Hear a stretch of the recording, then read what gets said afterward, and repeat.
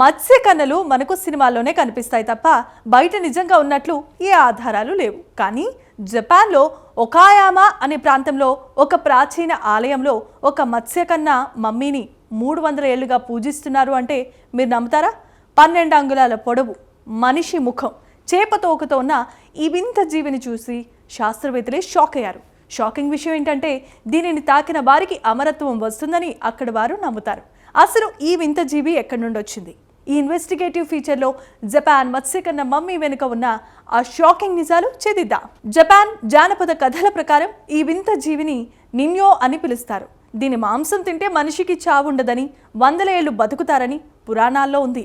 ఈ మమ్మీ దొరికిన పెట్టెలో ఉన్న సమాచారం ప్రకారం ఇది 1736 నుండి 1741 మధ్య కాలంలో పసిఫిక్ సముద్రంలో జాలర్లకు దొరికింది. అప్పటి నుండి ఇది ఒక పవిత్రమైన వస్తువుగా ఆలయంలో భద్రపరచబడింది. ఈ మమ్మీని చూస్తే పైన మనిషి ఆకారం, కింద చేపతోక పక్కాగా కనిపిస్తాయి.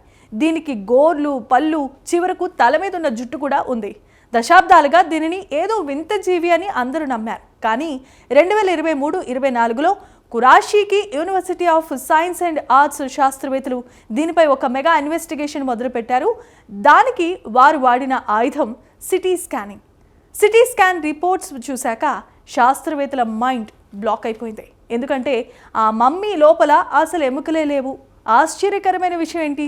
ఆ తల భాగం కేవలం కాగితం, దూది ఇంకా ప్లాస్టర్తో తయారు చేయబడింది. కానీ దాని బయట చర్మం మాత్రం పక్కాగా పఫర్ ఫిష్ అనే చేప చర్మంతో కప్పబడి ఉంది. అంటే ఇది ప్రకృతి సృష్టించిన జీవి కాదు, మనిషి మేధస్సుతో సృష్టించిన ఒక ఆర్టిఫిషియల్ మమ్మీ అన్నమాట. అసలు 300 ఏళ్ల క్రితం ఇలాంటి వింత బొమ్మను ఎందుకని తయారు చేశారు?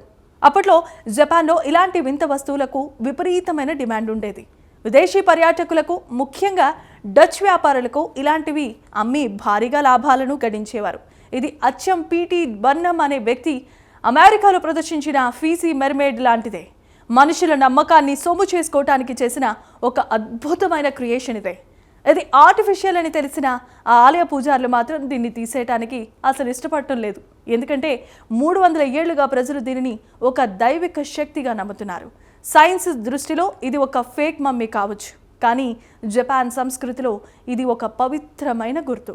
ఈ మమ్మీని ఇప్పటికీ అదే గౌరవంతో ఆలయంలో భద్రపరిచారు. కానీ ఇప్పుడు దానిని ఒక హిస్టారికల్ ఆర్టిఫాక్ట్గా గుర్తిస్తున్నారు. నిజానికి జపాన్ మత్స్యకన్న మమ్మీ కథ సైన్స్కి, నమ్మకానికి మధ్య ఉన్న యుద్ధం లాంటిది. అది మనిషి సృష్టించిన మాయాజాలమే అయినా 300 ఏళ్లుగా ప్రపంచాన్ని ఆశ్చర్యపరిచిన ఆ నైపుణ్యం మాత్రం అమోఘం. చూసారు కదా ఫ్రెండ్స్, ఈ మత్స్యకన్న మమ్మీ గురించి మీరేమంటారు? కామెంట్స్లో చెప్పండి. వీడియో నచ్చితే లైక్ చేయండి. మరిన్ని గ్రిప్పింగ్ ఇన్వెస్టిగేటివ్ ఫీచర్స్ కోసం ఇప్పుడే సబ్స్క్రైబ్ చేసుకోండి.